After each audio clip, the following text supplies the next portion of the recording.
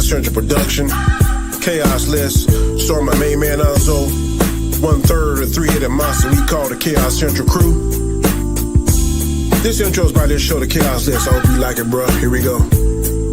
The Chaos List is the name of the show, and the name of the host you know is Nzo. If you say something crazy, dumb, stupid, or wrong, it's a one-way trip to the Phantom Zone to be like Nzo. Hold up, I didn't mean it. Guess what, son? Your ass should have seen it coming. Better watch what you say, just like the Mandalorian. And this is the way. Monday night, 9 o'clock. Second Monday of the month, this is the spot. So get ready, strap on in. The crew is ready, so let's begin. So let's go.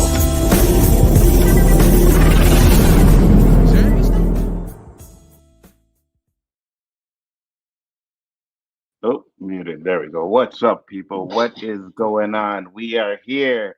It is the Roundtable for Daredevil Born Again episodes 1 and 2.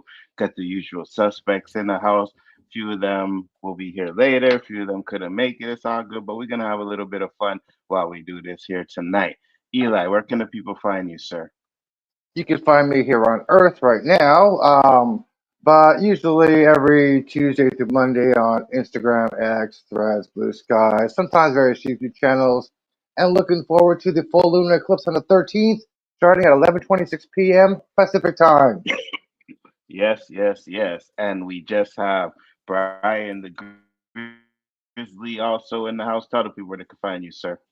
Got 1/3 of Spoiler Kings. We go live Mondays and Thursdays at 9:30. I'm actually going to be doing a Severance breakdown. I think about an hour and a half. Hopefully, Nzo will be able to do it too. I got my handshakes available on request. So that's my milkshake Lumen thing. So I can't wait to do that. So join us if you got some time. Absolutely. Peace out, Danny. Thanks for popping in. And then we have, last but not least, Warren's in the house. What up, Warren? Hello. You can find me on. Where can they find you? The continent of North America. So that's where I'm located. And I don't go on Twitter much. So if you see me on Nzo's stream or somebody's stream, yeah, that's it. That's all for now. Yes, sir. And you can keep your ass down there in America. We don't want you over here in North America, all right? We're trying to annex you guys. We're trying to annex you guys. You saw here? Yeah. I'm telling you, Trump's trying to make you guys North Montana. I don't know. Yeah, that's not happening. That is not happening.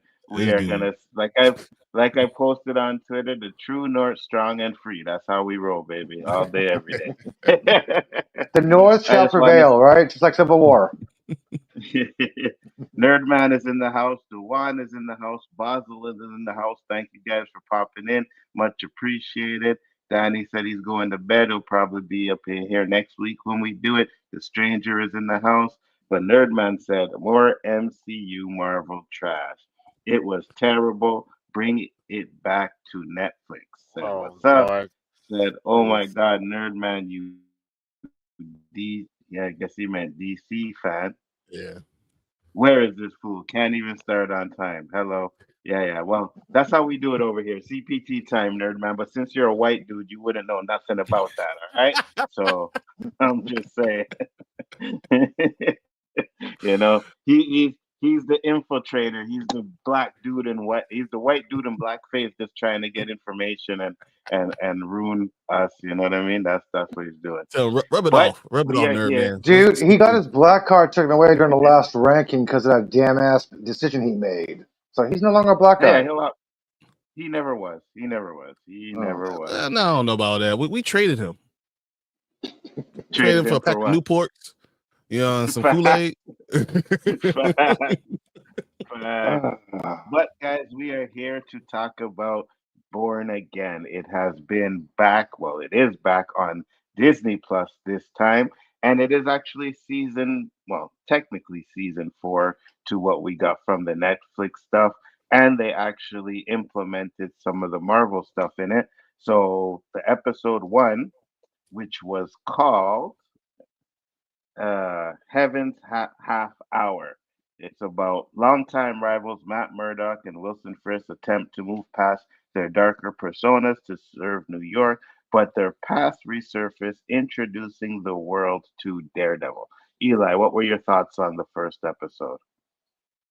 Well, I'm glad that the first episode was one of the ones that they actually did a reshoot for, which involved Foggy and Karen, because originally they were nowhere to be seen. If you guys didn't know, 3 episodes were totally reshot and redone entirely. The pilot one Did was it one of really them. involve Foggy? Did it really? Hang on. I'll just give you a little backstory in case people aren't aware. 3 episodes are entirely reshot. The pilot is one of them, which means it was rewritten, reblocked, and reshot.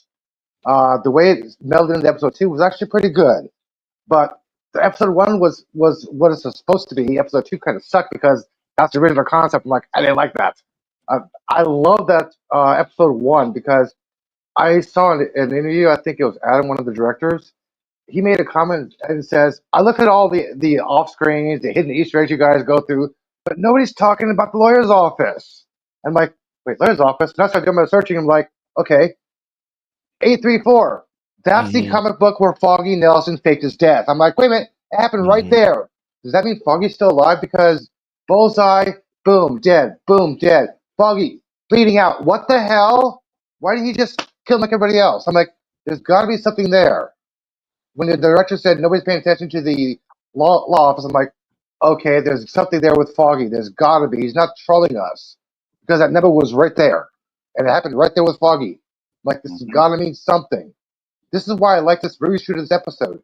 I hope all the episodes are like this one, not like episode 2, because 1 was fire, 2 was crap. We'll get into that. Don't worry. We're doing one episode at a time.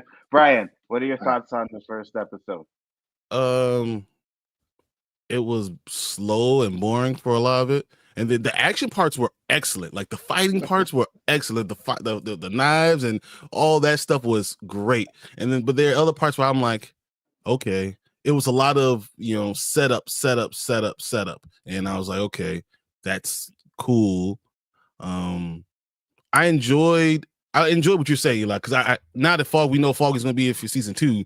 We know that 834 makes a lot of sense, right? He's like, okay, because I was like, why would you give me all this time, tell me, hey, he's back, and then like kill him immediately? I was pissed. I was like, what? I said during the live stream, like, what the hell are we doing here, guys? What if why would you tell me all this stuff? Karen, why are you leaving? And that was fine, but I gotta say, Fisk is probably the best part of besides the fight scene. Fisk is the next best part of the entire episode. I enjoyed him just being with Matt Murdock. I mean, just them across the table from each other is just so awesome. So it's the first episode. If I was grading it, I'll give it like a C. Don't give it a grade yet. Oh, okay. Too late now. Griffith's back. Oh man, but it's okay. Send this Tea Party person back over London Bridge, please. Yeah, facts. Warren, what are your thoughts on the episode?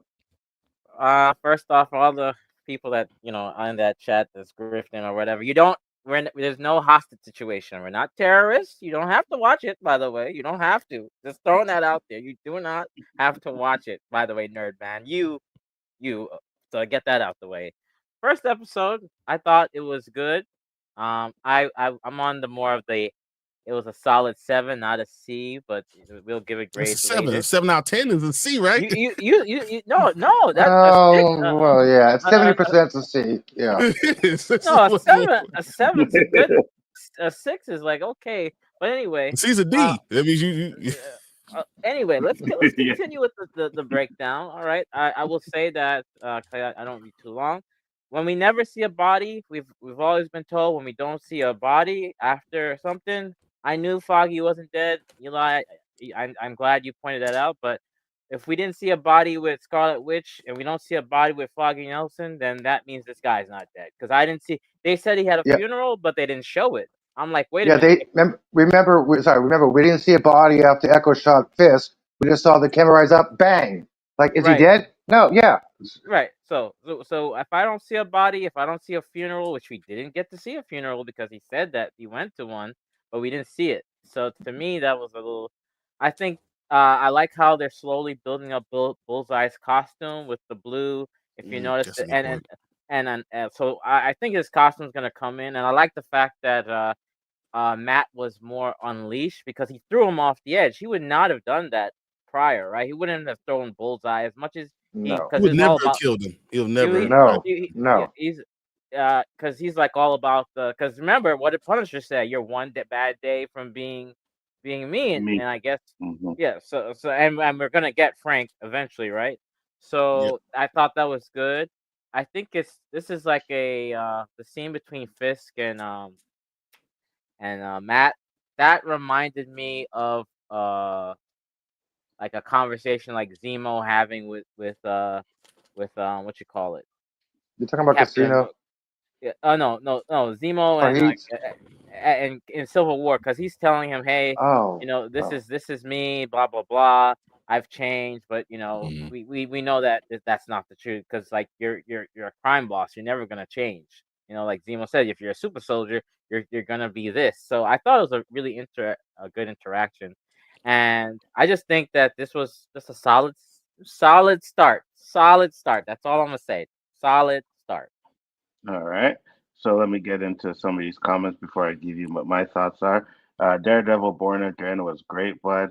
He said that was a shock how Bullseye just kills Foggy and Daredevil just kills Bullseye like that, and it was too soon. Well, technically, he And didn't no, die, so none and of them are dead, right? yeah, Bullseye's yeah, yeah, alive. yeah. Bounced mm-hmm. off the ground. It was final, still alive. Like, okay. Tony said the acting was pretty good, but the show to me was overall boring. This show has some attractive women. Of course, you noticed the women, Tony. I So, already know that about you. I like Wilson Fisk reference to Spider-Man and more so the Punisher. Absolutely. I said Fisk and the Corrupt Cop storyline is the only thing interesting to me. He said, when Foggy got shot, I felt nothing. Said I like Punisher more than Spider-Man because Punisher doesn't have no superpowers or super strength. He doesn't need it. He's good enough to do it on his own. Vanessa is a thought, really, Tony. He said, so far, we'll Of see. course, Tony would make that comment. I can see the subtle hints at our current politics, though. Absolutely, 100%. Chris Knight is in the house. What up, Chris? How you doing, brother? Doing all right yourself? Not too bad. Let me just get through this comments and I'll let you shout out your channel and get your overall thoughts. Um, Mm-hmm. Getting things done, for example, said I don't see Spider-Man making a cameo, but most definitely Punisher will make a cameo. Absolutely. I hate that they're off the dude from the Mighty Ducks. Oh yeah, I see that Daredevil there with Punisher. I Punisher. liked Yep. it for the most Yep. part. All right. First off, Mr. Knight, shout out your channel. Let the people know where they can find you and your overall thoughts on episode 1. All right. Real Review 2000. That's where you can find me, of course, here on Chaos Central, sometimes over on Bigfoot Entertainment. Tonight, both, because you're simul streaming this. And sometimes over on The Road to Wisdom with Danny Graham. I go where I can if people will have me. Sometimes my takes on certain things, such as Last Jedi, have people going like, well, I don't know if we want to have that crazy asshole on here. Anyways. Anyways, his Hanzo's like, yeah. Yeah. Crazy, Anyways, maybe. Asshole, yeah. Chris, well, yeah, I know. You're not me at least, Chris. So that's good. Yeah. Overall thoughts of the first 2 episodes. Nobody Are we wants to see talking? you, Warren. Are we Well, talking right- both Episode, episodes? overall What? thoughts First First, episode. okay, first episode. No. First episode, yeah. Great introduction. Great bringing it back.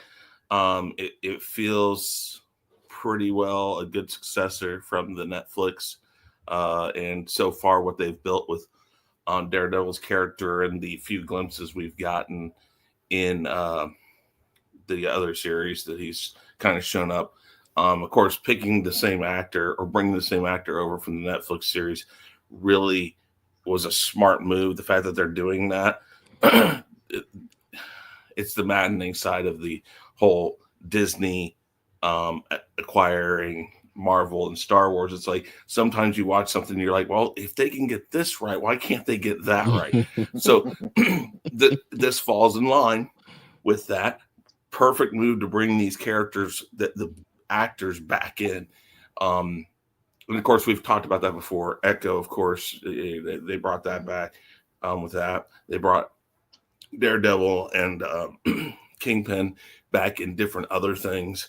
They've again been sprinkled here and there. The fact that you're getting them in the series right now is a really good thing. But I mean, I felt like this was done really well. Can you see what was it? Oh, can you see Luke Cage meeting?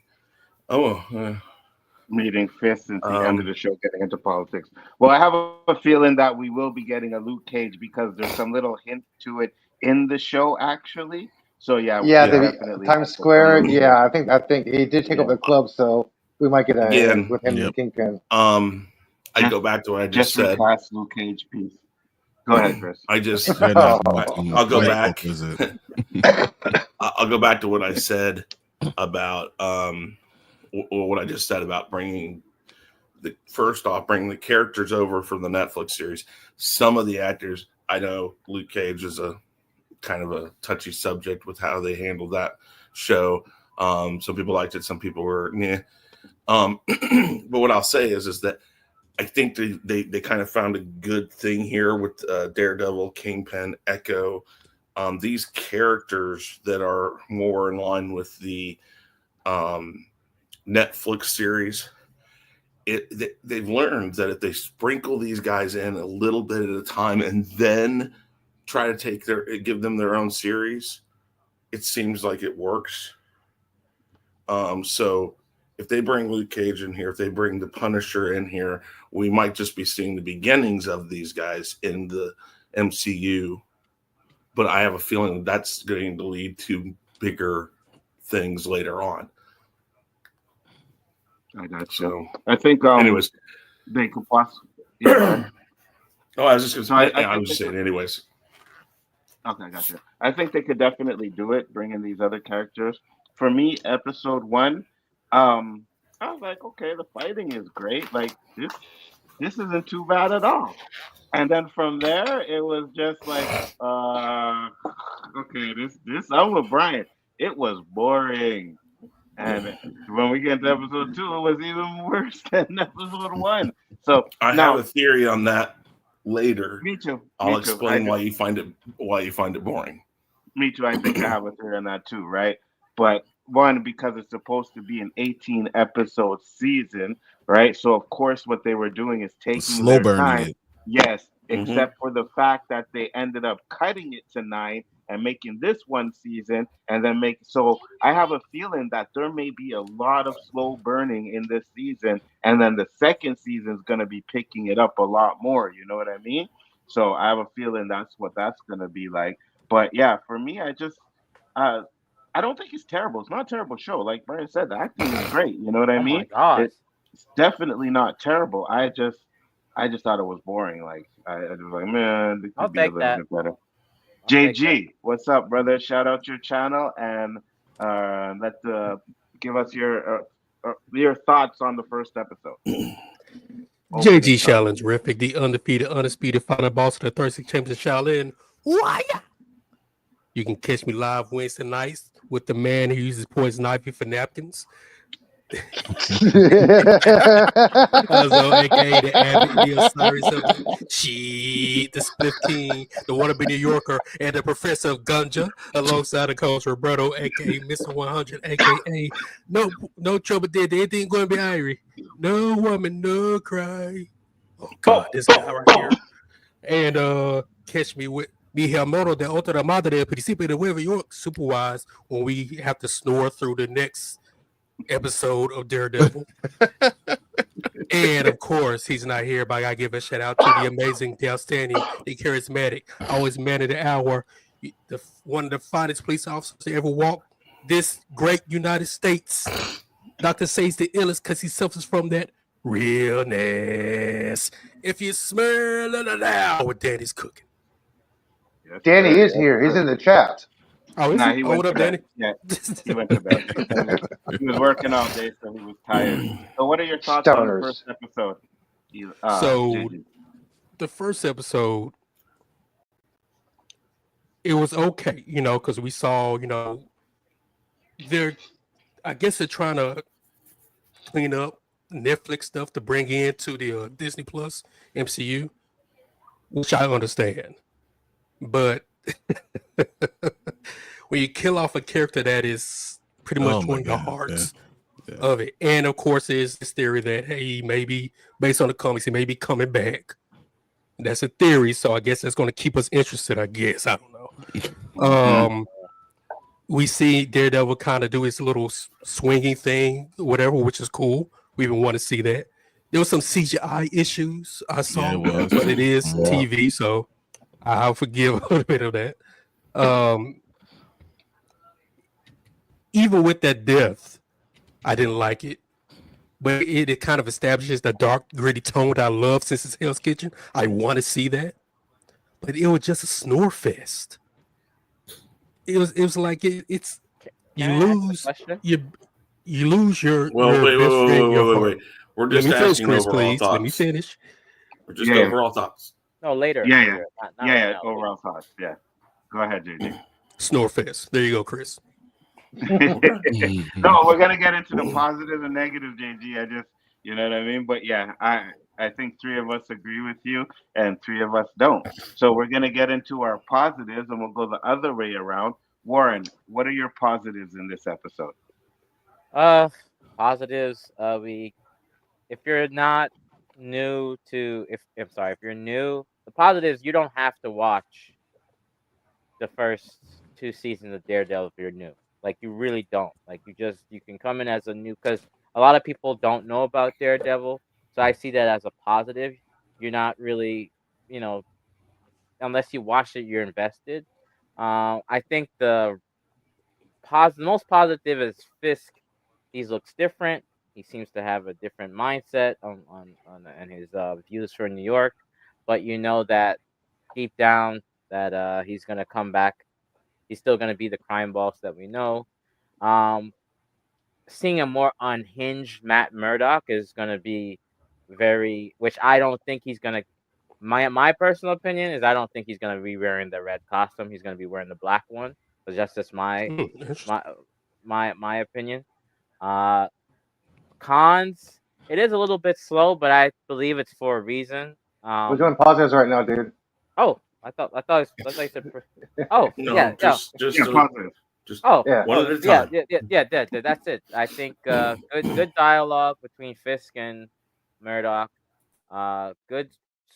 I think it's a nice pace for people that is gonna start watching the show if you're new as a normie.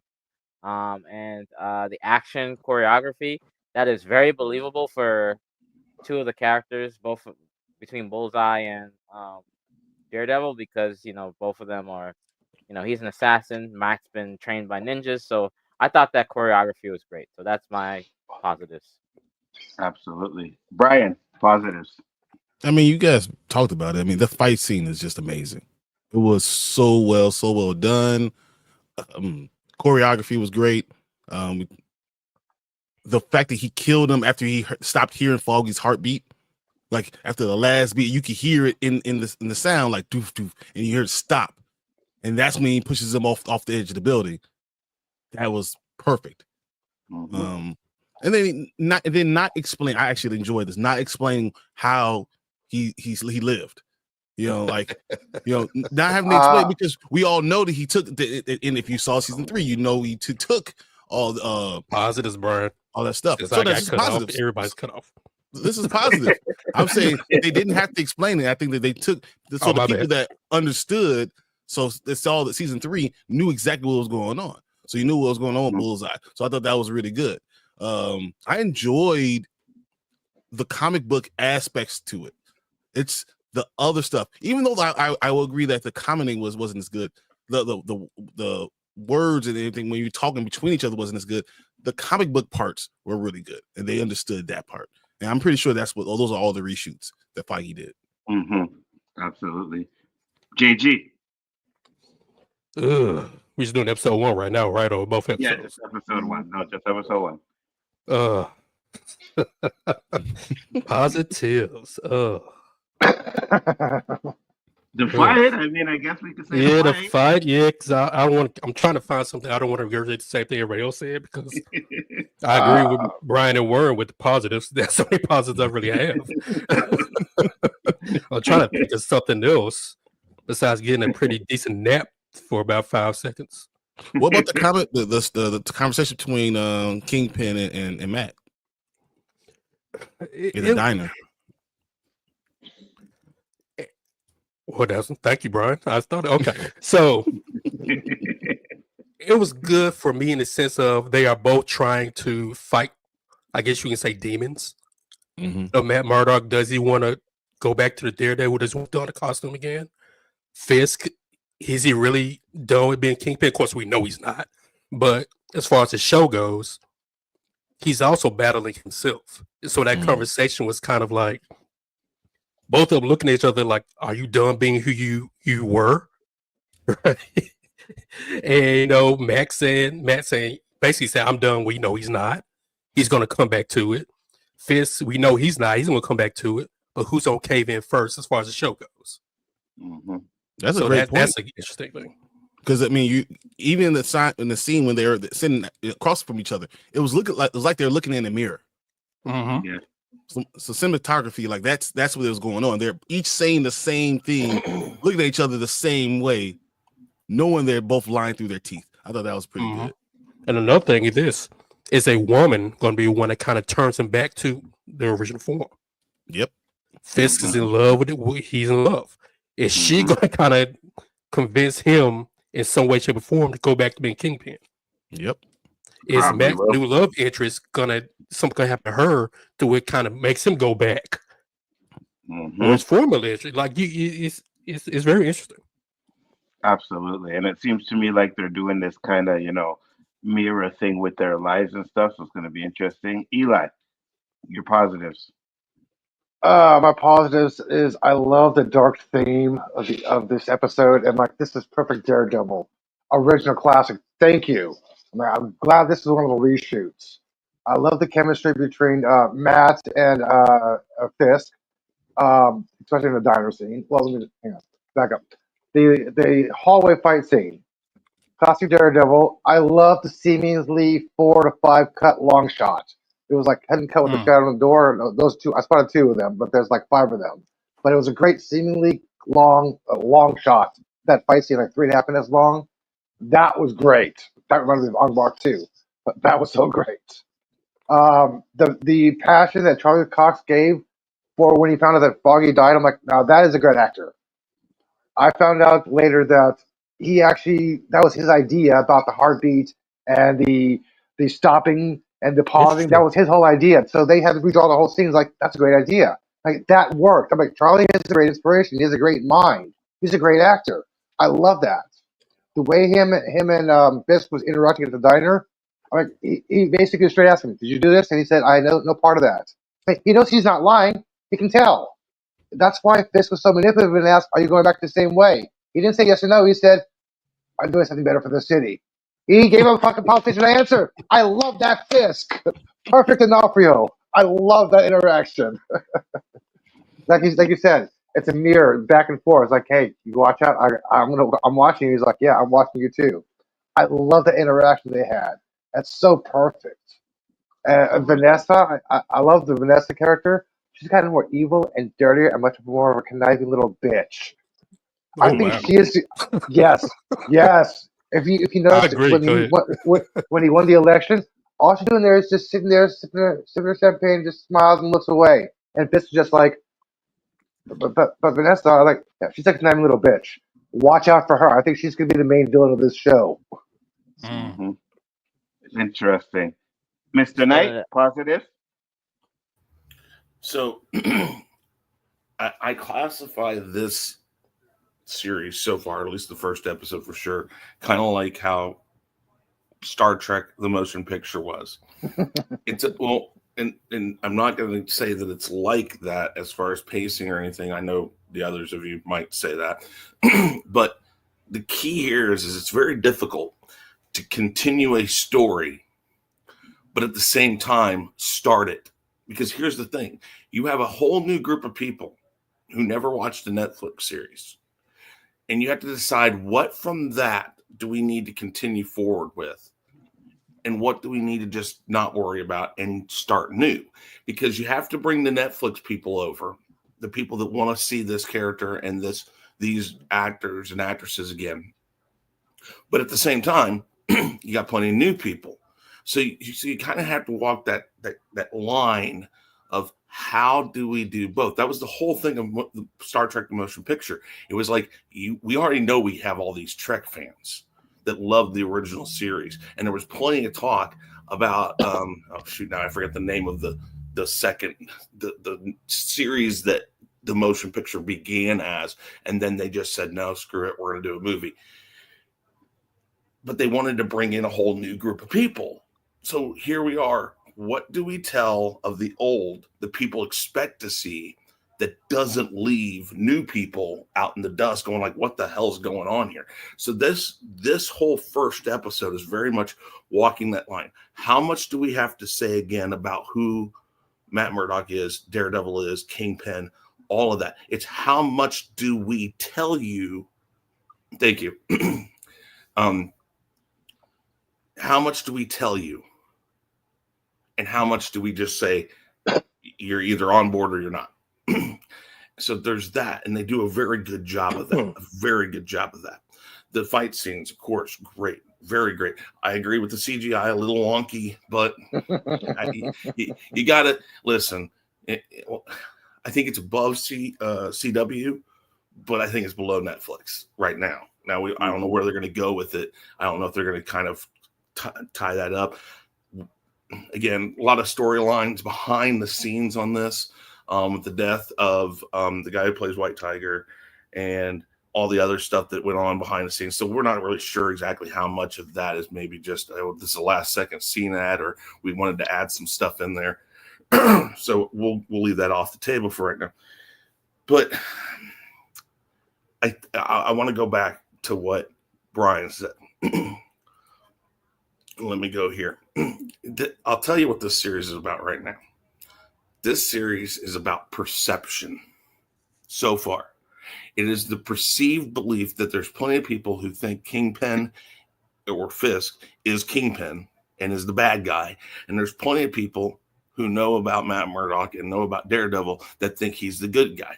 But that mirror scene, that diner scene, what we get is a perception where here all of a sudden Fisk looks at Matt and says, you know, that rage inside of you, you know, you felt that, didn't you?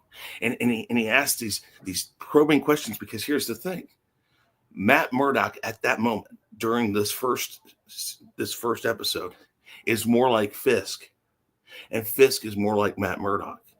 It is a mirror. It is complete flip of what we're used to right now. And again, that is all a perception right now. We know they're going to go back to being more like who they were. But the question is it going to be more like who they were with a tinge of who the other person is? So is it going to be Matt Murdock with a little bit of Fisk in him? And is it going to be Fisk with a little more Matt Murdock in him? Is it kind of like when Doc Ock took over the mind of Spider-Man and became a good guy for a while? I don't know. I mean, I think it's a different run on that. What I'm saying is this is all about perception right now. Everything we're seeing on screen is one guy trying to change his perception or the perception of other people on him. Yet he's still who he is. We saw that with the kid thing in the second episode, which we'll get to. But Matt Murdock, who has supposedly left Daredevil behind now, it's perception too. He's like, oh, I'm not. He's telling people I'm not that anymore. He's doing this. He's doing everything he can to not be what he knows he is, and he fights this all the way through. And we'll get to that again in episode 2 about that. This is very much perception and setup, and it's done very well. And I know you guys think pacing is slow and stuff, but sometimes that slow grind and that directness, you already know the path they're going, but they can't just jump there. So they have to lead you down this road to at least try to trick you into believing that these two characters are completely different now. Gotcha. And it's all based off of perception. I love that. I think those are some of the great points of this first episode. I feel you. Like I said, it's not a horrible episode. Like the fight in, I like the few things in it, but we are going to get to our negatives and I'm gonna start with the negatives. So my Did first, you give your positive? Oh, you yeah, I give my positives. I okay? mean, everything you guys say is like the fighting was good. Actually, no, I didn't really give my positives. Okay, so the fighting was good. I really like the action scene in the fight. Right, I like the fact that you know because heard before it started they weren't sure if they were going to bring back Fozzie and Karen, and it was like back and forth. Then internet went crazy. They finally brought them back. So I thought that was good. I like the conversation between Fisk and Matt Murdock, and right there you get one of the connections. He was like, "Oh, I was trying to mentor someone," and Daredevil was like, "Oh, didn't he shoot you in the face?" You know what I mean? So that was pretty good there. So and I thought, like I said, Kingpin, he's really good. He does a good job as the Kingpin, and I hear that he's gonna get bigger like throughout the season. So we're gonna get a big Kingpin, which is gonna be very interesting, and I want to see how they do that. So that's gonna be, Anzo, yeah, is that why Matt said you got a lot of light in your step? You're gaining muscle, losing weight. Is that why he mentioned that? maybe, I have no idea. Probably. Yeah, So Uh, I thought that stuff was Well, good. Go ahead, Warren. You're gonna say something? no, I actually want to. I just want to add was a statement. Do you guys know that this run of like Kingpin, like what run it? Because it's. Do you guys know about the Devil's Reign? Mm, The Miller series. Well, well, Brian, he shaked it. So they're taking mm-hmm, from Devil's Reign, which was a series mm-hmm. back in, I think, like 2015, 2016, where Fisk is the mayor, and I think that's interesting yeah, because to It's me, 2016. Yeah. 2016, yeah, and I think that, and from what I've heard, is that they're trying to build Kingpin as the Thanos of like New York. Like he's supposed hmm to be the big bad. So I think Fisk is gonna be more than what I think it's kind of what Chris alluded to, the perception. Fisk is gonna be even more dangerous than I would say in Netflix. Because since he knows about Spider-Man, I wouldn't be surprised if he doesn't know about other things that in that sense, in regards to tech and all sorts of stuff. So I think it's going to be really interesting to see his character go on further from this. That's I all. got you. I got you. So yeah, those are basically my positives, but we'll get into the negatives because I have a few. Yeah, go ahead, Chris. Oh, now I just lost it. Hold on. Oh, the lighter and the step thing there. I just think that's just trying to remind you of Matt Murdock's senses. I think it's just, hey, I noticed different because Fisk knows who he is, so there's no hiding anything here. So he just kind of says, I noticed he's letting Fisk know I can still tell it's you. You're not like getting past my radar here, but things are changing and I noticed this. So I'm still paying attention, by the way. I may not be Daredevil right now, but I'm still paying attention to you. So Yeah, he did kind of mention that exactly. too. Yeah. See, Nzo, So read your comments. first off, it wasn't really amazing, and I don't dislike it, but it's okay. So, anyways, here are my negatives. All right. So, um, first off, we had this big thing where we're gonna bring in, Fozzie and Karen, and we're gonna bring them back, and then they kill Fozzie. Now I get it. Nobody really cares about Fozzie. I know it bothered Brian a lot. Kind of Pissed me me off. too. Only because of the fight they did to bring them back. And Karen was in an episode or two episodes, and then she was gone. Fozzie's gone, and then you have two new characters that did the exact same thing that Fozzie and Karen did. So I'm like, why the fuck did you kill them off then? Right? Just to bring in new characters, and so that kind of We bothered don't me. know if that's the end of that. Okay, I but mean, hold on. no, we do We're know getting into we know what's going on. right. So let's just say they did fake his death. Okay, let's just say it is. It's a Daredevil witness heard his protection or fucking whatever. heart stop though. Like we heard his heart stop, right? It's not like so you guys can say, oh well, we don't see a body or anything, but Daredevil heard his heart stop. Not only did he Anzo, I'm I'm hear his not talking interrupting. about heart that per Anzo, se. hold on, no, Anzo, I'm hold on, let me interrupting finish. you. Let Anzo, I'm interrupting Let him you. finish me first, and then you finish. can Let go me off on what he finish. says. No, Okay, let okay. me finish. Because I don't want to lose his thought.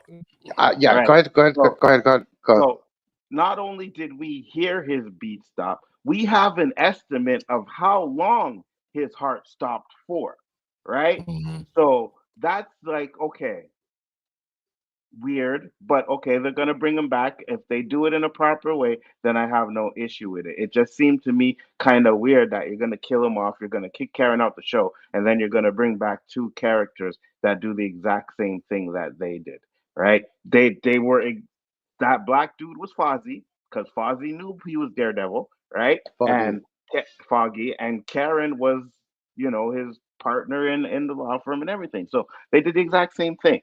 So that was kind of an issue with me too. Another issue that I had too was we went back to the I'm putting away the costume again. They did that already in one of the seasons, right? Where him and Yeah, Fozzie were too. having an issue and he didn't want to, oh, don't be Daredevil, blah, blah. So we went back to that. Now I get it. Fozzie died his best friend or whatever, but he's been Daredevil for so long. He's been seeing so many people die, right? Just to give up the mantle like that and be like, "Oh, I'm done." I didn't like that, right? I thought that was um just a way to copy and paste from what they did in season two. So we'll see how long it takes for him to put back on the costume. But right now, I'm just like, okay, it's really a slow burn. Like this, the Okay. first episode was like just a really slow burn for me. Go ahead, Chris. Since you're Now, beating up here's the the bush thing, to hear what I have to and say. maybe Anzo's or maybe Elihu was going to say this, but here's the thing. This is where I got into it's a fine line. How much do we do for new people and how much do we do for old fans? They decided we're going to go back to the putting away the costume, but that's for new fans. Okay, yes, they've done the storyline. We understand that. You got to, as an old fan, you kind of got to understand. You're going to see some repeat of stuff. You're going to see some of that, and then I believe he's dead. I think he's dead because they talk about it in the courtroom scene. I'm not saying they're going to bring him back. They might bring him back in some again, your favorite thing, flashbacks. But I don't know if Karen's gone. I don't know if she's gone because you can bring her back for a number of reasons, or even come back in the second part of this as a temporary person for the law firm or something, because they've already established that they're overrun with cases and they're taking on this new case now where she says, well, why are we taking on this? Because we don't have enough people as it is. So they're already kind of establishing a way to bring her back. So I don't think they're going to bring him back as like from the dead, because obviously at the trial they've already established he is dead. We know he's dead. But bringing him back in scenes, plus remember, if they bought the whole IP or have it from Netflix, they may have bought the rights to use scenes from the first series. So we don't know. That's all I got to say about that, though.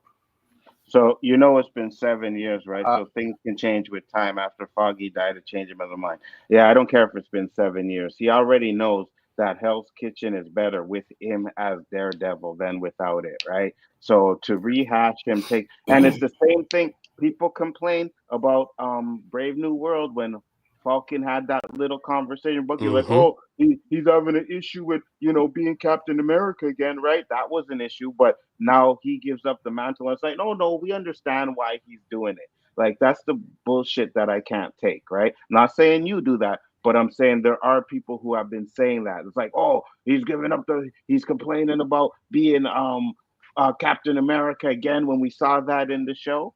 So you got to keep it real. You know what I mean? If you're going to complain about that, then complain about him taking off the costume again. I completely understand that. I'm not saying you can't. I'm just saying as a person who watched both of them, I think that I kind of let that go as they're just giving the new fans something to think about. But I understand where you're coming from. I wanted to say, Anzo, you might want to rewatch and especially listen to that hallway fight scene because Foggy's heart rate doesn't stop. It slows down.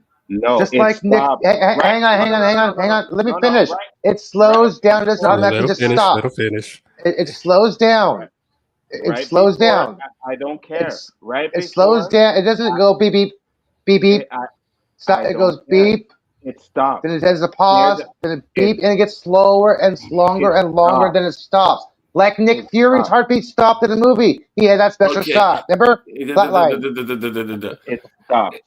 It's already been established. They don't go into a courtroom and try a man for murder and have it finalized that he's dead. He was also charged for 10 other murders besides Foggy's. Okay, but here's the thing. I don't think you have Matt Murdock up on the stand talking about his buddy's death and then bring him back. That's almost as good as a body. I don't think he's coming back like that. We still have another episode to do, so we got to get. Yeah, I know. Sorry. It's okay. I just want to say, Sam, you pick at the littlest things to pick at. No, I don't. I just pick at things that don't make sense. That's what I pick at. You know what I mean? It's not whether it's little or not. It's just it doesn't make sense, right? You're gonna have. And that's what it means by when we say, what are your negatives? You're going to pick at things you think that are negative. Yeah, nothing wrong. Yeah. Whether we agree with the negativity or not, it's all subjective. But that's his opinion. What he thought negative, that's his opinion. It is what it is. It's objective. You can agree that those two episodes Objective, were the better best word, two Elon, thank you. episodes for a Marvel TV show that we've gotten from Disney Plus. Andor is boring. Andor is boring. I don't think it's the best. I still think Loki and Falcon and the Winter Soldier are better. Chris, let me get your negatives.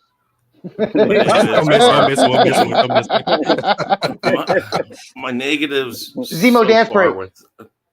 My negatives so far with this are I didn't like having Foggy die. That's just one of those things. I don't know why you bring somebody back just to kill him. I know it's supposed to change. Again, it makes sense for the reasons that you just brought up about your negatives, about how he's already taken off the costume because of Foggy. Well, and now he's doing it again because of the same reason, basically just different because his friend died. So there is a bit of that that's just kind of like, okay, you go through the trouble of bringing back this. And again, it goes back to the whole idea of how much do we bring in for the old fans and how much do we bring in for the new fans, and which characters or actors stay, which go. We're sorting through all of that. So there's something to be said about that right now, but it is a bit of a I don't know. Trying to think. The pacing's all right now, but I will caution on the fact that, as we've said before, Disney Plus series, they get caught in the pacing problem. I think Falcon and Winter Soldier kind of picked up at the right time. They figured that one out. On the opposite side, I like, and you know this, and Elihu knows this, I love Andor. Andor is not a fast show. I will completely agree with you. The pacing, but what I think Andor is doing, it works really well for it. So it's a cautionary negative right now. I got the you. Pacing shows that they have to know when. I think they'll figure that out. Other than those two little things, I didn't hate this first. I didn't have a problem with this first episode. So I'll leave it right there. And those are both just cautionary. If they use this death in the right way, if they keep the guy in as a reminder as the series goes on, and they use like flashbacks or things that they didn't show in the original series that are flashbacks in this, like things that he said to him in the past that reminds him about things, like when Murdock obviously loses control of things, which got another episode to do, Chris. I know. I'm not going there yet. But when he loses control, if that's used as a way for him to remind himself of the things that he tries to do, if we use that the character Foggy to do that, then I'm okay with this. But again, we don't know what's going to happen yet. So those are my slight nitpicks. Eli. Okay, the negatives of episode 1. The hallway scene was too dark. I hated the obvious CGI between Fisk and Vanessa and the psychiatry office. I'm done. All right. I loved episode 1. I'm sorry. I loved it. Too. No worries. The psychiatry office was the second episode. Oh, I'm sorry. Okay. The hallway scene was too dark. Sorry. All right. Go ahead. Yeah, like I said, if oh my god, JJ, hold on just a second. I'm sorry. I will bring back up the con of. I hope they don't have a lot of CGI scenes like that first one. It was cool to see some of that stuff, but it was very janky. Love that. JG, go ahead. Thank you. Like first off, if you loved it, if they're so, hey, great for you. That's good for you. I no. Of course, the foggy death. Yes, I think that's on a lot of people's mind that they didn't like it, and I can only say the saving grace would be because he's died, I don't know, 4 or 5 times in the comics. He always comes back, so I guess that can give people a little hope. If they're gonna do a storyline where Vanessa helps him get in witness protection to get revenge, and he's alive, that's a saving grace. But if you don't do anything with any of that, it's horrible. The CGI was janky, like Chris said. I do agree with that. But it is a show, so I can forgive some of that. Mm-hmm. The pacing, think for me when it comes to pacing, you can have a slow pacing, but at least do something with it. I'll bring back Secret Invasion. There was some pacing issues with that. But what kept us intrigued was those one-on-one dialogues they had. They were really Until good. the last episode. Until the last episode, of course. Yeah. Good Lord. Yeah. But if you're going to have slow pacing like that, at least throw in some dialogue, throw in something, right, to keep us interested. Now, if you were still interested in it, great for you. Other than that, it was just kind of just slow burn, boring. I don't think they did enough at the time. Now, I think if they hadn't cut it down, maybe it would have been a little better. But because they cut it down to just so few episodes, it's finding that balance. I don't think they found that balance with that first episode for me. I got you. But that's about it for me. Brian. My negatives are really the people that are saying that this is the best show ever. It's really my negative, like honestly, because it's not like I'm on the other end saying it's bad, it's terrible. I'm not on that end. Fact. I'm on the end of this. These first 2 episodes had problems with it, right? It's not like this good or bad or anything. I don't know yet, but I'm not going to crown it either way. So, like, what telling me it's the best thing you've seen in the last 2? That's not the truth. It's not. It's just not what's going on. There's issues. There's issues with Kingpin. There's issues with because to make him mayor and to make him not be Kingpin when he's one of the most iconic characters ever. It's not a good decision for me. I don't like that part. So if I'm talking about in my subjective nature, like I'm going to say I don't like Kingpin not being Kingpin. You know, so even Vanessa, who she is in that battle, I understand what they're trying to do with it. Doesn't mean I like it, especially that episode 1. You know, especially introducing this. As Chris says, like you have people that watched season 3 of Daredevil, all 3 seasons, and then you have people that are walking in. People that walk in can enjoy this without having to see those things, but those details matter to me. So if I'm going to tell you that it's the best thing ever, it's not starting off something new. This is something coming up. This is season 4 for a lot of stuff. So I can have negatives because I watched all 3 seasons. So like that's how that is a little bit different. That dynamic is different. Right. So saying it's the best thing ever is just wrong.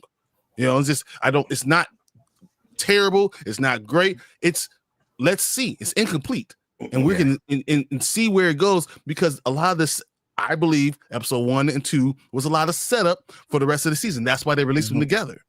You know, so we're going to get to 3, 4, 5 and say that was important in episode 2 or that was important in episode 1. So, but to say that was great by itself in a vacuum doesn't make any sense. You know, so that's just you know how I see it. And as I said, the CGI was a problem. The lack of time with Foggy, not even just that you killed him, but just there was no time at all. to really get that connective tissue. Those are issues, those are problems. Not saying that this is not a good show. Not saying this is not a good episode. I'm saying that it had problems. I'm not going to sit there and ranking it as the highest thing because of my nostalgia of the character. Well, you can't say it's the best thing out there on 2 episodes because again, you don't know. I mean, they might tank this whole thing. They might, and I totally agree with that. Or Chris, or it could turn around and be fucking fire, right? Exactly. I'm not even saying that it's not. You know what I mean? Like the next episode might be fucking amazing. Yeah, I'm just saying for the first 2 episodes, they were kind of like for the first 2 episodes, they should have went hard. The first season of Daredevil, those first 2 episodes went hard. I disagree a little bit. They went hard. So yeah, go ahead. And really quick, I have a question, and it's not just for Brian, and probably for anybody. Did we all watch the original Netflix series? Yes, I did. I watched all. Yes, I did. Okay. Yeah. So my question for all of you is this: is this a spiritual successor with changes, or is this feel more like a direct, just one of number 4? Because remember, Rebels, a lot of us said that Ahsoka felt like a Rebels sequel to the next season. So is this season 4, like Brian said?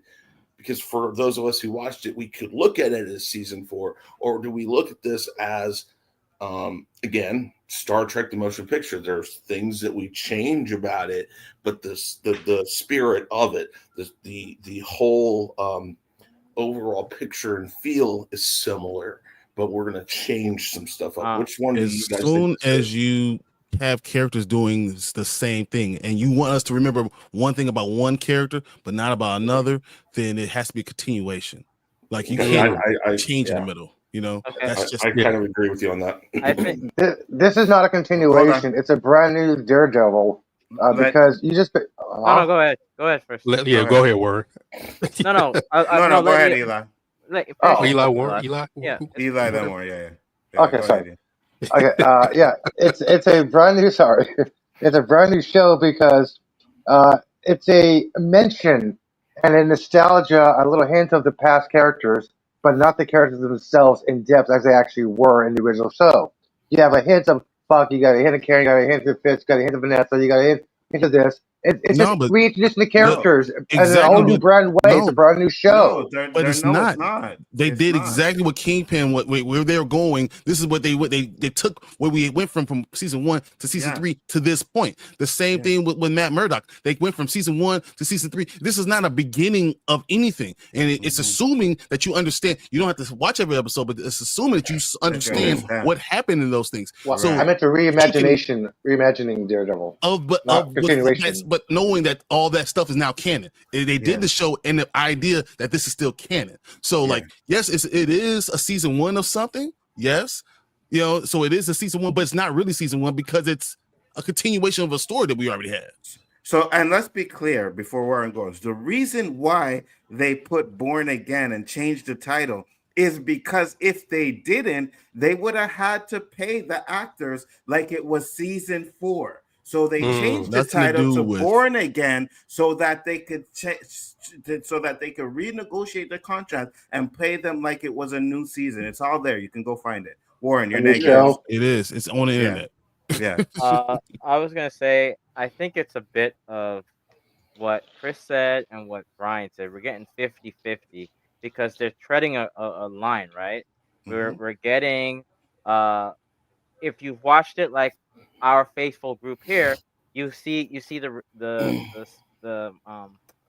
connections from prior. If you're a new fan, you're like, oh wow, this is what Daredevil's like. I don't even know.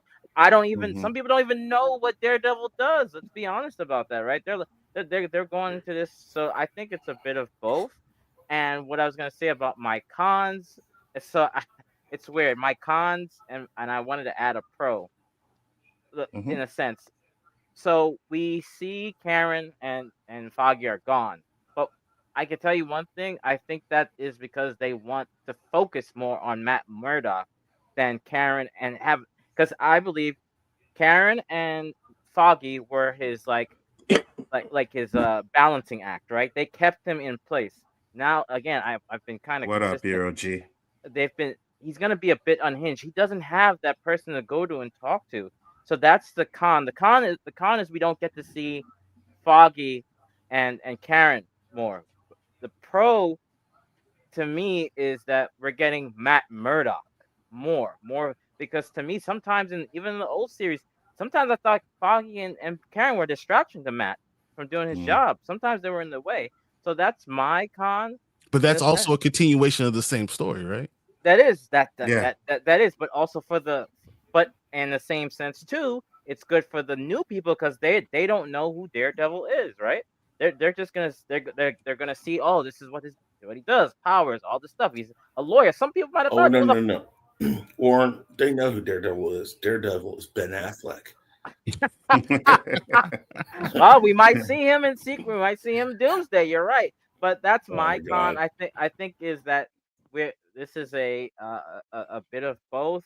I guess also we can say that I wish they gave a little bit more, not like maybe 2 minutes more for Bullseye, like maybe after, or like I wish they hinted on who sent him because we still don't know. Well, that's for episode 2, right? I think we're getting there. We're gonna get it. We don't know who that is, and I would have loved because Matt even asked who, and he was like laughing, haha. So that was a con for me. Like I wanted to know who sent this because they had to be someone that told him to do that. You know what I mean? Right, because they also said that Fisk said he didn't do it, so we don't know if he's telling the truth or not. But we're going to move on to episode 2, and then I was going to say one more thing real quick. Yeah, go ahead, James. One more quick thing. Well, a couple more quick things. I'm happy Chris brought up Ashoka. For me, when I watched Ashoka, it brought back things from Rebels and other things, right? So we can look back to all those other things. With this show, because I watched all 3 seasons of Daredevil, I was expecting, okay, are there going to be any callbacks to those, right? And they kind of softly did it, but it was so quick, right? It was so quick that if you weren't paying attention, you missed a lot of stuff. I'm hoping that they find a nice mix of being able to do that. Yeah, exactly. That's why I said they needed balance. Even though it's slow burn, they needed that balance. They needed that balance. Like I said, this is kind of abrupt in this first episode to do what they did, and then just so quickly just kick it under the rug and act like, okay, that's it. We cut her off. We cut him off. Let's go forward. I'm hoping again that they find a way to bring this back as time goes on, as he tries to find himself again, because we know he's dealing with a lot of stuff. Anyways, I'm sorry. Let's go to. Go ahead. You're good. Last quick thing. They brought him into the MCU already, right? I was wondering how they're going to implement MCU within this Daredevil show. Of course, it's only been 2 episodes, and we saw the Easter egg, with Fisk talking about a guy wearing a spider suit and all that stuff, right? Which was cool. Yep. But let's remember, Hell's Kitchen and Queens are like, 10, 12 minutes away from each other? Yep. They're like neighbors, right? So, now that Mac's not in his suit, what are the other heroes doing? Well, you just brought up something I was going to kind of bring up, is that I love so far what they're doing here is one, connecting Kingpin, the Punisher, all these other people that are, again, in all of Marvel comics, people go from one thing to the next, but there's groupings. So Kingpin, Bullseye, Spider-Man, Daredevil, these and Punisher, these guys are more closely grouped together than the Avengers, even though you'll see some Avengers come over to this, some of these guys go over there. That happens. But they're close, they're more that nucleus of the story. They're part of that. And I love that. You just brought up the thing, the neighborhood thing. This also shows that you don't have one vigilante or superhero in New York alone. These are, and it's weird to say it this way, Spider-Man is a big thing for Marvel. It's been the thing that has driven Marvel's profits for years and years and years and years. And it's the one thing that they were able to hold on to, especially Sony, and make anything off of. So we lose sight of the fact that it's probably before Iron Man and all these other, like before the MCU started, Spider-Man was like the most popular thing out there that they had. Gotta move we on, forget guys. that Spider-Man. We forget that Spider-Man. Sorry about we forget that Spider-Man is. Yeah, we forget that Because I got Spider-Man is another a. stream to do, so we got. I know. You know. We forget that Spider-Man is kind of a second-tier superhero in all of this. That he's part of this other group of people that we just haven't seen a lot of yet. And I'm not calling him second-tier like he's not good enough. It's just he's a part of this neighborhood society of vigilantes in New York, not the big people that you constantly hear of. So they're kind of reining that back in now, in a sense. Okay, sorry. Go ahead. Let's do that. Not an issue. All right, so we're getting into season 1, episode 2. I was almost going to say season 2 for some reason, but episode 2 of Daredevil, and pretty much the synopsis says Matt Murdock gets a new client who's more than he claims to be. Fisk learns of power of optics. All right, so first off, we'll go around the room again. Overall thoughts of episode 2. I'll start with Warren. Great. I like the introduction of White Tiger. I like that they are introducing magic, because he said he is amulet, because That was so weird. Amulet. Mm-hmm. Yeah. Well, for me, I've always think the MCU has not been utilizing magic enough, because you can do a lot of cool stuff, and preface later on, we see the Hood fight Ironheart later because of that series later on, but that's just that. I don't want to derail too much, so I want to see more magic. So it's great to see that. I love the fact that Matt's put in a very no-win situation, right? This guy is clearly telling the truth, Hector in the show, right? But the cops, people, Fisk is campaigning about the cops. So just overalls right now. We'll get to those positives later, Warren. Overall, I thought the episode, as people may say it's slow, I think it was great, because we're getting the foundation of like the more political aspect of, and the setting for like the more human aspect of what's going on. But it was okay. That's it. Brian, overall, two had a lot of different problems. I didn't. If you're having a grounded show, I think that you shouldn't then throw magic in the second episode. But and it was just really boring and kind of weird. As much as I thought I was going to have a problem with the therapy session, I understand why they threw it in there after all the problems I just had with Fisk from episode 1. I understand why they put the therapy in episode 2. I think going forward, it's going to be really cool looking at it, and this is going to be the motivation. We see the motivations there. My only question now is Vanessa going to be trying to become Kingpin, or is she going to force Fisk to become Kingpin? Because she might want to be Kingpin herself. Yeah, that's all I think. Yeah. JG, overall, better. Still a little weak, but it was better than the first one. Thank you. Love you. All right. I said it was better. I said it was good. I said it was better. Yeah, no, because you're hearing me. But Eli, overall. Overall, slow paced. All right, Chris, overall. I'm intrigued by what Brian said about the Vanessa side of this, but anyways, I think there's some really great highlighted parts in this, but the problem is it's like it's almost like taking a really strong flashlight from 300-400 feet away from another person, and you play this tag game or try to send a message. That light's on and parts of this bright and right in your face, and like, yes, I like this part. And then the next second they just turn it off, and you're like, wait a minute, you were doing right. Let's go back to something like that. This is just like an on again, off again episode, which is funny because I don't feel like that about the first one, because the first one was longer. This one's shorter, and it's like they kind of missed some marks that they could have really hit.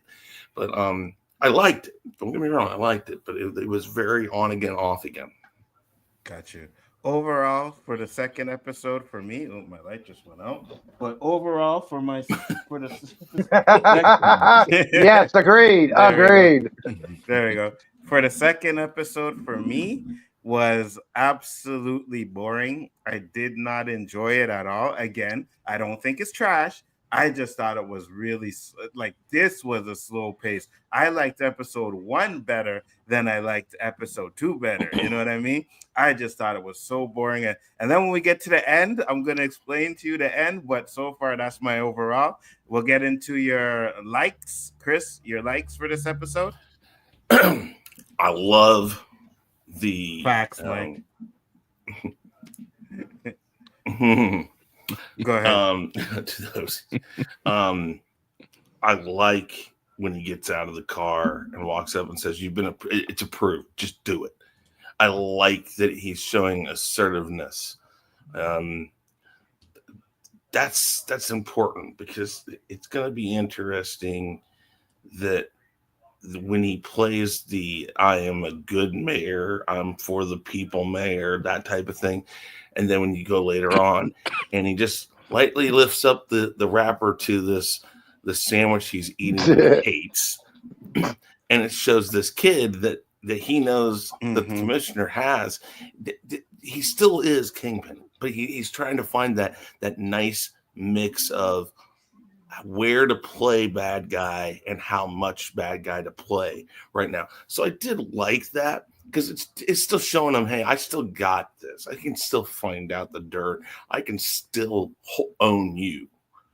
And I think that's his way of, I mean, he could have beat the crap out of the guy in an alley if he had wanted to and said, you're not resigning and you're going to get you guys in line. No, he's showing him, listen, I'm not who you think I am, but I can still be something like you think I am. So, really liked that. But again, these are on again, off again moments. I don't know how I feel about the therapy session, but it could have a lot of weight in it. So if they use it right, I think it's a pro or a plus. The ending, I really like the ending. I think it plays into a lot of what this series is going to be about, because those of you who know the character Daredevil does not like to kill, but like Batman, there are situations that come up that he just can't not have something happen. I think he kills the guys, doesn't he? Are we all pretty certain? Because the guy's neck cracks, and then the other guy, I mean, his arm is gone. I am certain he killed that guy. Yeah, I'm sure he killed both of them. He's in a deep coma if he's not. Yeah, I think they're both. I think they both died, and I think it's very important. That's why he screams. He doesn't want to do that. That's not who he is. But he had nothing else to do. He tried to play the "Hey, I'm a lawyer" guy. He could have said, "I'm a lawyer." You know who I'm a lawyer of, and they didn't care. At that point, they were going to do it, and he was forced into it. But even then, I think that's why I like the Man of Steel when he kills Zod. It's like people hate that scene. People hate that scene. But what else could he have done? Not yet, really, Zack Snyder. Superman and Lois put his hands over his eyes.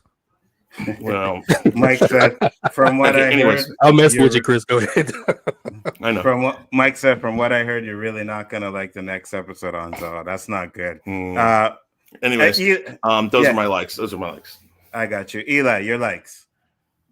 The introduction to Hector, I like that. They didn't have him all in his superhero suit, just a little flash on TV. But when I actually introduced him, thank you for the common man trying to fight back without his powers. Like, thank you. I like that part. I love Charlie Cox's acting in the courtroom scene. Very emotional. I love that. That was great. I'm not sure if you guys noticed this, but I actually watched this episode a couple of times. And if you noticed when Karen came in, did you guys notice that Bullseye turned around too? No. Yeah, he actually turned around when she walked in. He's like, wow, he's actually is astute. I didn't notice that before, but he's the only one that turned around when she walked in. Like, okay, I like that little cue there.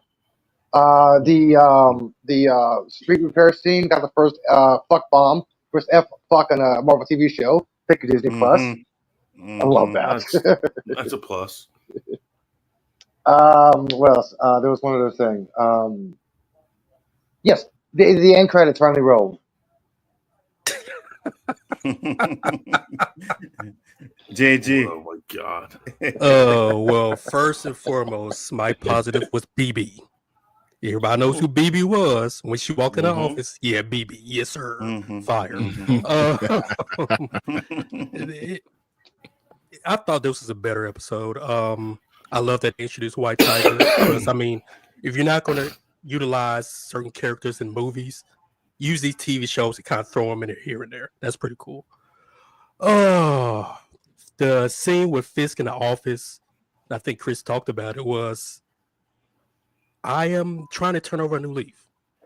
I am not Kingpin, I am Fisk. But if you take me to that level, Kingpin can always come back if need be. We say that in politics today, where we try to be good, but we have to do some dirt to get something done. We will do it. And that's kind of what Fisk did, kind of showing his love child to him. What else?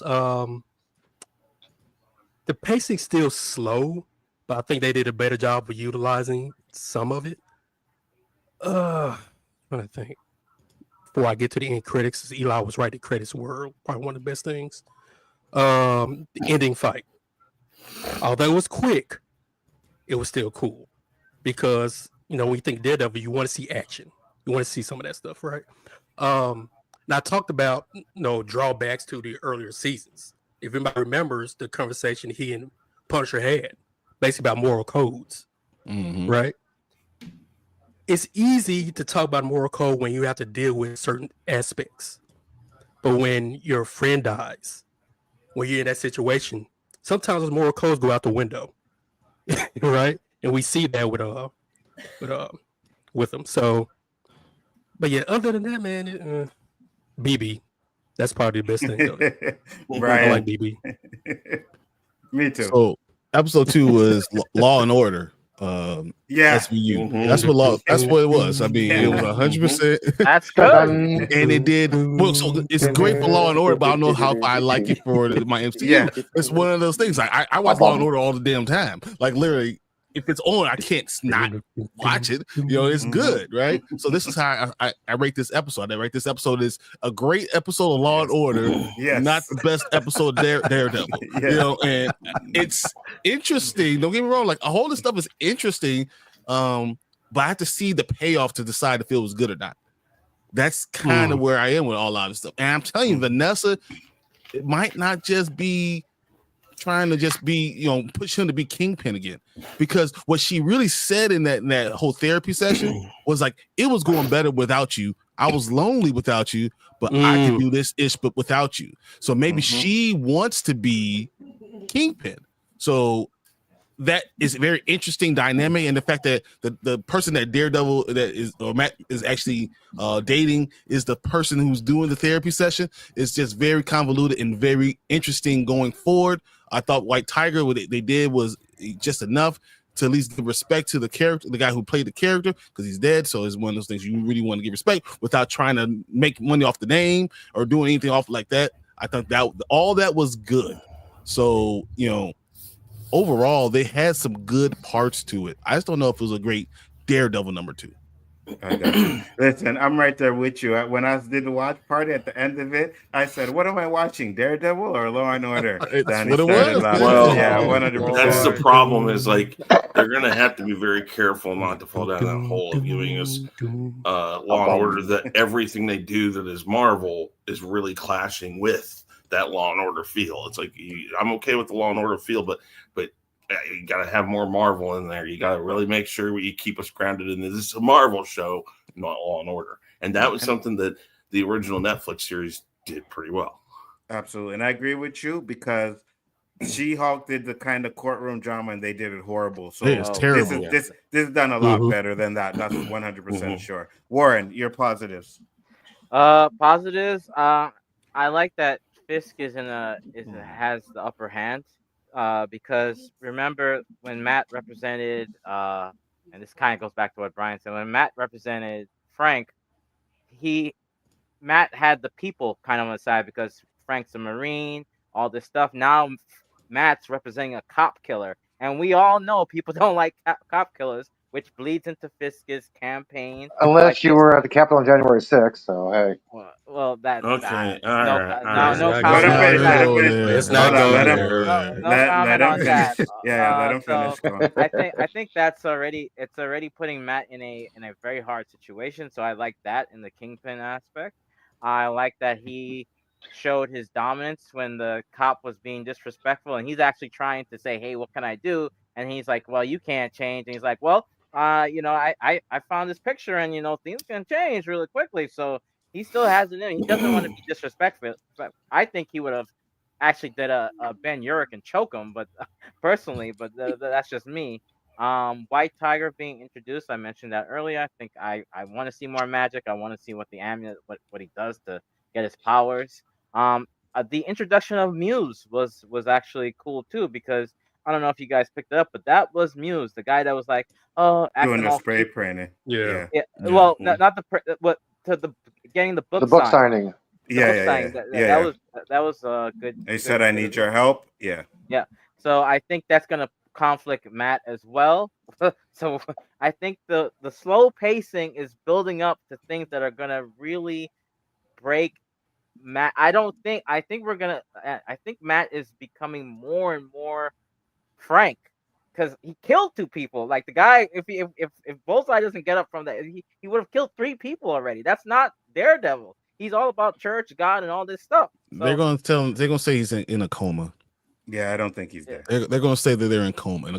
So They're not. severely beaten. So I Mm-hmm. think that this is great. I think the episode overall, to me, it was an 8 in the sense of good setup of lawyer Matt and characters stories later on.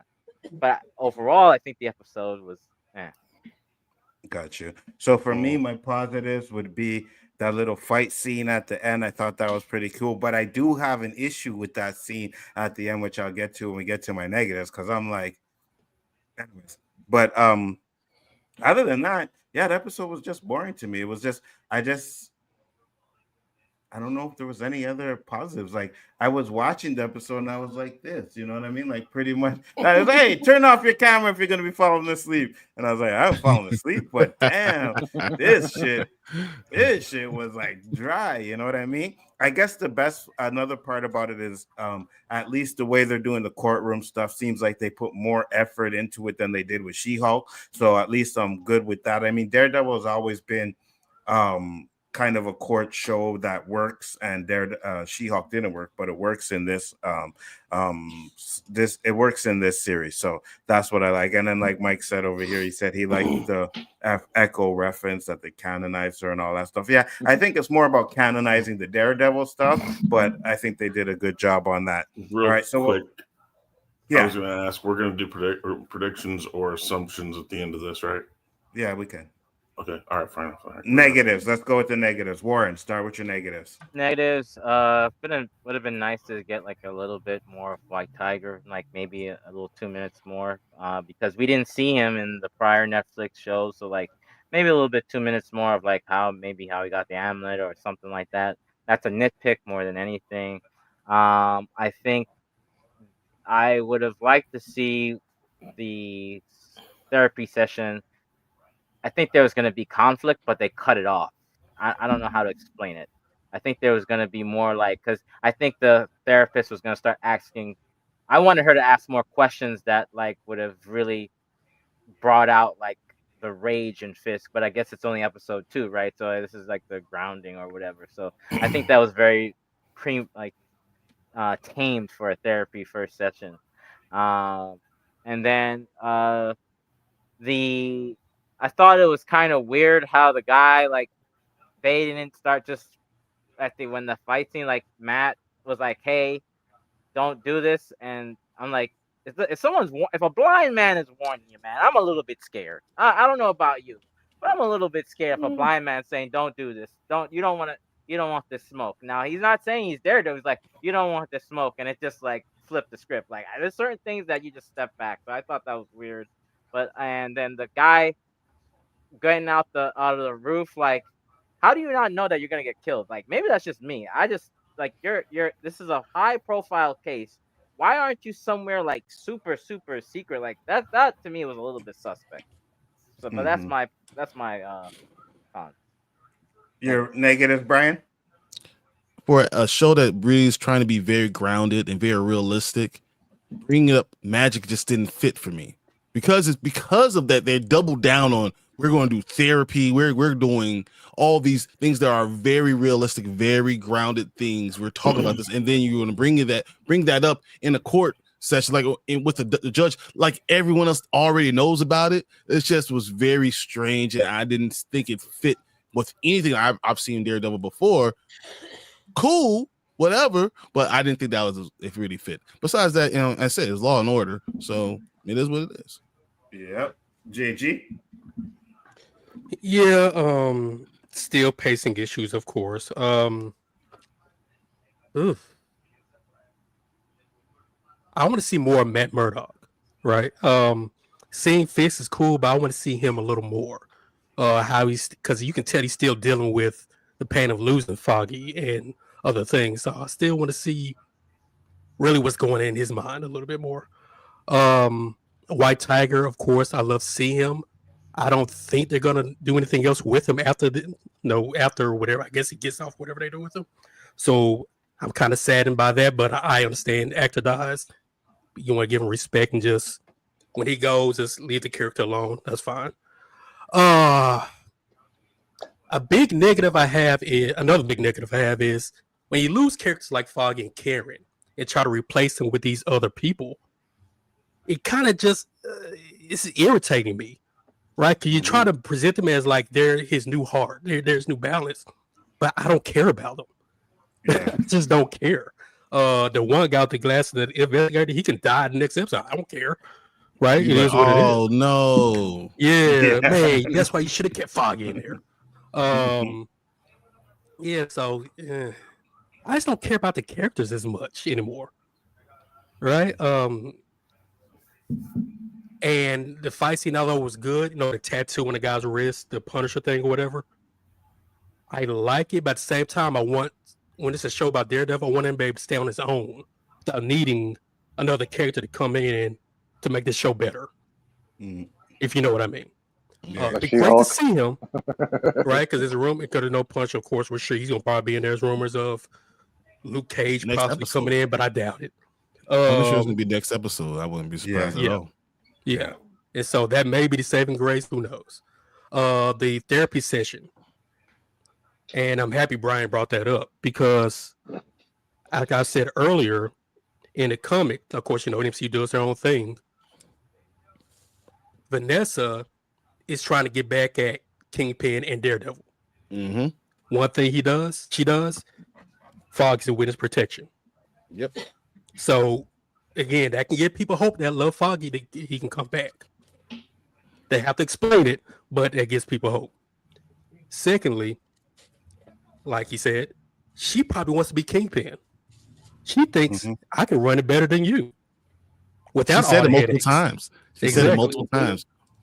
Exactly. So he's going better without you. Yeah. So now that he's back, he's in her way. So, baby, to do what she needs to do, she has to get rid of him. What better way than to slowly give him a painful death, so to speak. Because he's in love with her still. She's not thinking about that guy. She wants power. She's got to take some power. She loves it. You're in my way. You got to go. But at the same time, I want to get my revenge slowly. I think that's a big thing that's going on in the background here. And I'll get to that after all of our stuff. I think Vanessa's the one who put the hit on Foggy. Yeah, me too. Exactly. Yeah. Like I said, it could be the Whitmer Texas thing. Could happen. Yeah. So now you put Matt on looking at her, and then you're gonna have Kingpin trying to control her, and then she's gonna do something to a different aspect, and then he's gonna go kill that dude that she had sex with while he was gone. Absolutely. Oh, what about this, Brian? Yeah. And that's What gonna if blow up everything? What if towards the end, that we have to choose Foggy or your new love interest? Who you saving? Foggy.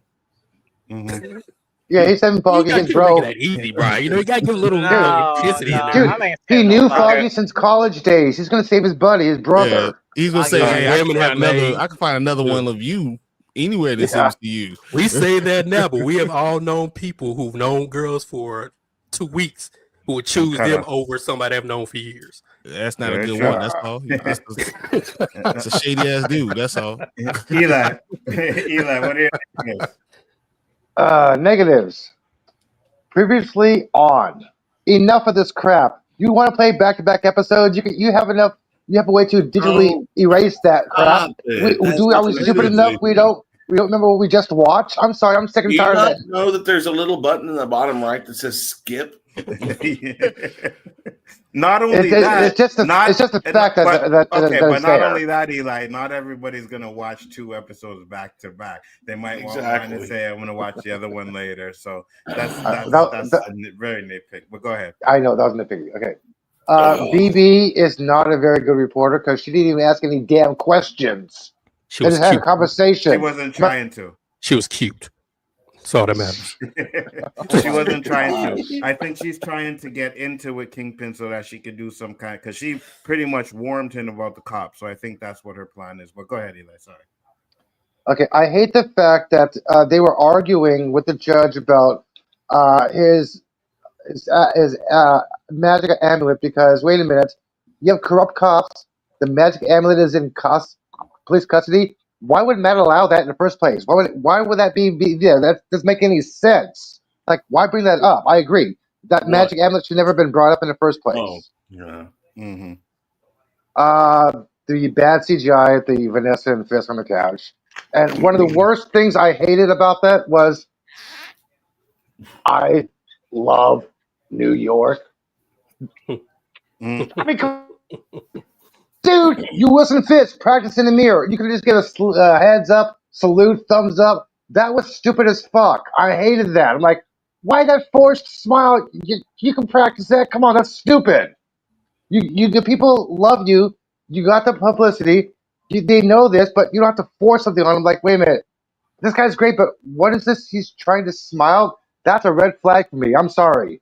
Give me a thumbs up or a hand on the heart or a salute. Don't try to smile and fake New Yorkers, man. I'm not a New Yorker, but New Yorkers are not duped that easily. That's it. Okay. Chris, your negatives. Again, the on again, off again of things, importance, things like that. I'm not where a lot of you guys are with this amulet thing. One, it does exist within the storylines. This stuff does exist in Marvel. I think this is where I come up on the big negative is watch how much Law and Order you give us, and make sure you remind us that it's Marvel, because you're going to get this problem. People, I'm not saying you guys are wrong in pointing out the magic amulet thing, because it feels kind of off. Because one, they bring it up and everybody's okay with it, like, oh yeah, we know this is a part of this world. But wait a minute. In the context of what you're showing us on camera or in the episode, it feels really just kind of like we accept it. But wait a minute, aren't you going to tell us more about what the hell you're talking about? And maybe they will. And again, I think that goes back to in episode 1, they don't give us anything of White Tiger except for this little news clip on the TV. And then he uses the same thing to show him when he goes to the jailhouse and pops it up and says, "You didn't tell me about this."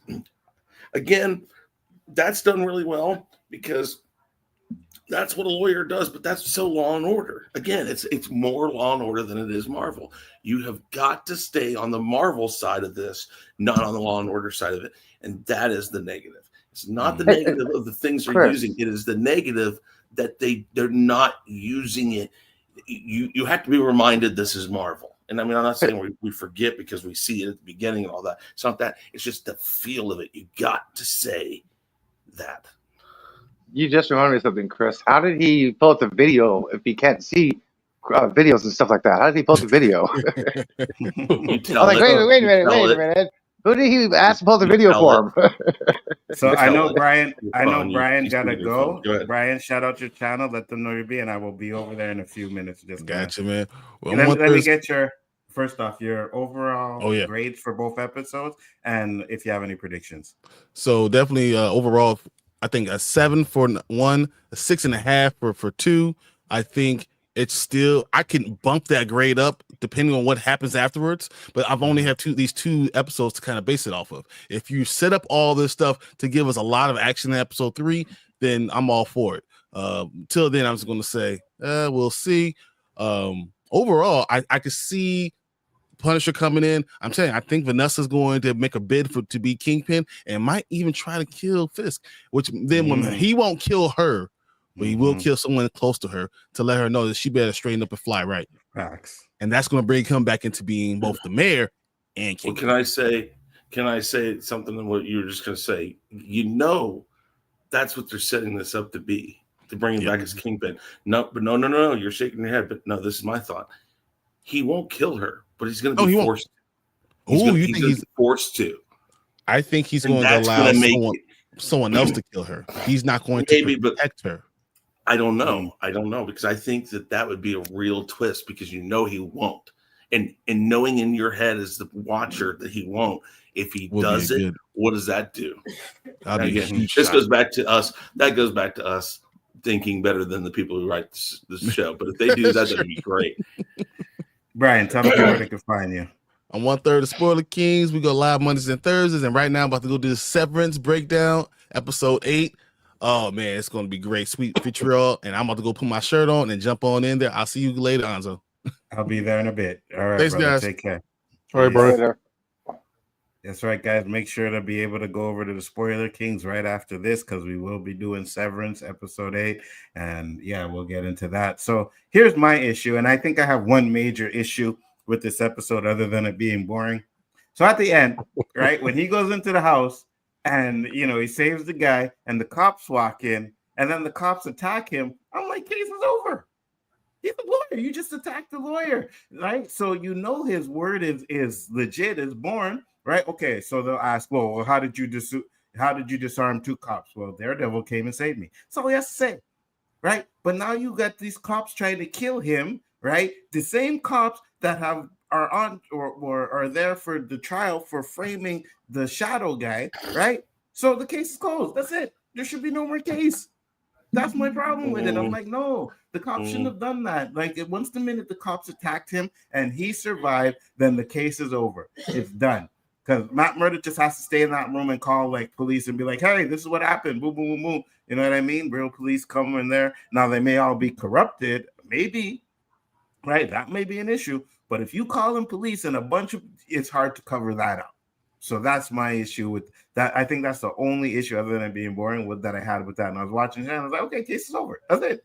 Right? You guys just fucked your case because you attacked him. You could have went in there, seen the guy was gone and like left and maybe tried to chase or something. But the minute you attacked Daredevil, it's over. So that was my biggest issue. He's a blind guy. Like, okay, they don't know what we look like. Bye. Yeah, hello. I agree.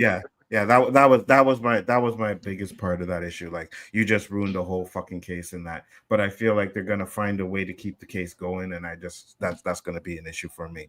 All right. So now we will get into our final thoughts, predictions, and grades because I don't think we gave the grade for the episode 1. So I'll start. Actually, I think it was Vanessa that hired the hit on Foggy. I don't know if Foggy is dead or not. We'll see. I hope they find a way to do it in a way that's believable if he's not dead, and I don't have an issue with that. So my grades for the episode, I think episode 1, I'd give it a 7, and episode 2, I'm gonna give it like a 5, right? 50%. Nah. I'm gonna get a little bit lower. I'm gonna give it a 4. Because I didn't like it, thought it was boring, and at the end, even though that fight scene was pretty good, I just didn't like that it kind of messed up. It kind of messed up the case. So at least that's my thoughts on it. But again, the show can get better, right? It's not trash like I usually say, but it definitely can get better. Chris, you're next. Yeah. First episode, I put it an A. I put this maybe like an A minus B plus. I mean, I can see a lot of these problems. The one thing, like I said, I if they follow the line of the comic series that we've already brought up, and she did put him in witness protection, and all this was a setup or whatnot, we'll find out. when Brian said the whole Vanessa is wanting to be in Kingpin, I totally believe that. I mean, it fits in the storyline, but I think Fisk kind of already feels like she's looking for a way to get him out of the picture because he's very, very apprehensive. And I think, when you see him, they're using this. They're using tells of Fisk, the tapping on tables, the rolling the fingers on the table. It's very deliberate when he does it, and the scenes he does it in, and it's moments where he's like, he's just trying to keep his thoughts to himself because he wants to say to Matt, I know better. I know you're going to come back. And he's wanting to say to Vanessa, I know you're after me. I know you want me out of the picture. He's trying to hold back these things. And he's in a moment of, I don't know who the hell I can trust. And it's very interesting how I think they're setting this all up to the point that what better way for a person who loves somebody to roar back to his once great villainy than to kill the person he loves because she wants to kill him. I mean, that's exactly how you go from, I'm just the mayor, I'm trying to be Mr. Good Guy, but I'm trying to use this criminal underworld that my wife has continued for me, or not for me, but for herself. But I want to use it because that was my thing. But now I want to use it as mayor and try to play this yin and yang thing.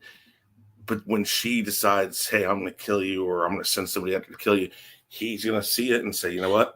Screw this. Nobody's allowing me to be anything but the Kingpin. They want the Kingpin. They're going to get him back, and it's going to come back harder. That's kind of where I think that's going to head, but we'll see. Other than that, episode 2, like I said, B plus, A minus. So I like both of them. It's just there's parts of it, the typical Marvel series right now. Just some things are just like, okay, all right, whatever. Got you. Eli. I think Chris is partially right because, like I said, watch out, Vanessa is one vindictive little bitch. Yes, Fisk is the mayor. Yes, she is in charge right now. But I believe that since Fisk loves her so much, he's going to be Kingpin in name only. Because when he stopped that meeting with the word Vanessa, everybody froze in that room. They gave him respect and like, oh shit. Yeah, I think he's going to be Kingpin in name only, and she's going to run stuff. So he's got the mayor, the Kingpin name, but she's all behind stuff because nothing's going to be done without her word love, as he would put it. This is where I think it's going to end up going. First episode, solid 9 out of 10, A plus. The second episode, C minus, 6.5. I got you. Hopefully it gets better. Yeah, to Chris's point, in some adaptations, Fisk does kill Vanessa, so that could possibly happen. I honestly believe that a lot of our predictions won't even happen. Right? I think we can all predict this and that, but I think they're gonna go a whole different way, and everything that we're coming up with works. It works, and it can make the show better. But as we see, people tend to go their own ways, and I don't think it's gonna. I'm hoping it's gonna be a good show in the end. I'm hoping this show is gonna pay off. If not, I feel like I'm wasting my Tuesday nights watching it. So, or how about this? He does about the killer, right? And she goes, "Well, I'm ready for you, my love," and she does this, and he says, "Oh shit."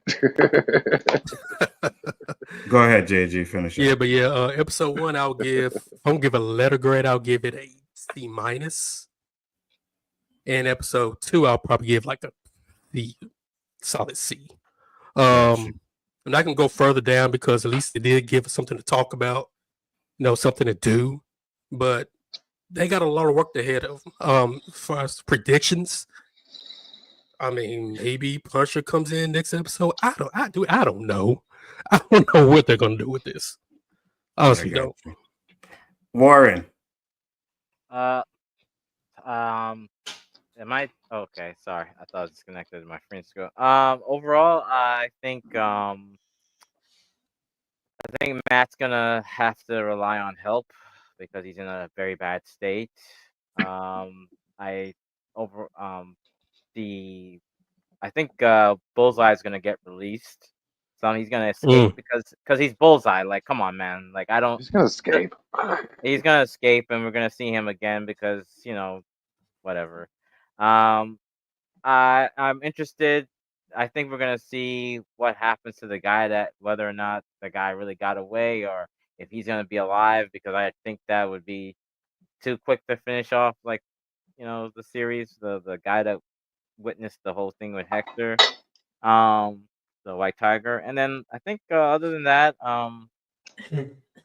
we'll probably just see more Matt not acting himself. That's where I'm at, to be honest. I got you.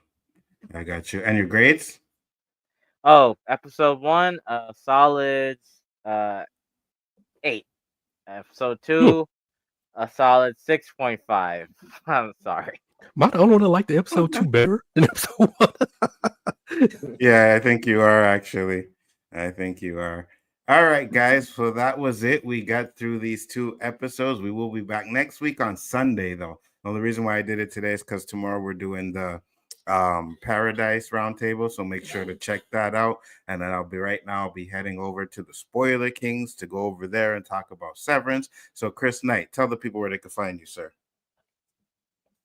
Real Review 3000, Chaos Central, sometimes here on Bigfoot Entertainment, Road of Wisdom, and other places around the interwebs. Remember that I am the original stream horse, so that's just how that goes. Anyways, it was great talking about this. I'll see you guys tomorrow when we talk about Paradise. Thank you. Absolutely. Yeah, so we'll go problem. from there. And just remember, he said it. He's the whore of the show. I've always admitted. Listen, let me give you guys a hint. Those of you who are watching, if you're in a group of people and you look around and you don't know who the whore is, it's you. Eli, tell the people where they can find you, sir. I thought you were about the horror. You guys can find me every Tuesday through Monday on Threads, Instagram, X, Blue Sky, various YouTube channels, and since you guys missed the planetary alignment, next week on the 13th, 11:26 p.m. is the full lunar eclipse starts, visible from all of North America and Canada. Yes, North America is Canada. Okay. And sometimes he does these weird ass pillow fight streams. I don't know where that came from, but yeah, you check that out. Hey, that pillow fight stream is a San Francisco Valentine's Day tradition. Every year there's a pillow fight. Yeah, nobody cares. Warren. Okay, well, you can find me on the continent of North America, in United States, great country, and randomly popping up on streams here and there when I get invited. That's about it. Yes, sir. Yes, sir. And last but not least, the man, the myth, the man who looks like the dollar store James Harden with his beard on. That's why he took that picture off, because he know we're gonna rag on him. So he had to switch it back to the JG Shallon. JG Shallon, let the people know where you can find you, sir. Biggest JG Shallon, JG Shallon, the undisputed final boss of the 36 Champions of Shallon. Why? Thank y'all for tuning in for this stream of this wannabe New Yorker, this wannabe fake. No, I'm not gonna waste my time talking about this guy. Nzo, aka Abbott, in the Osiris of the Spliff King, and the Professor of Gunja. And that's right, he does brush his teeth in onion juice. Let everybody know.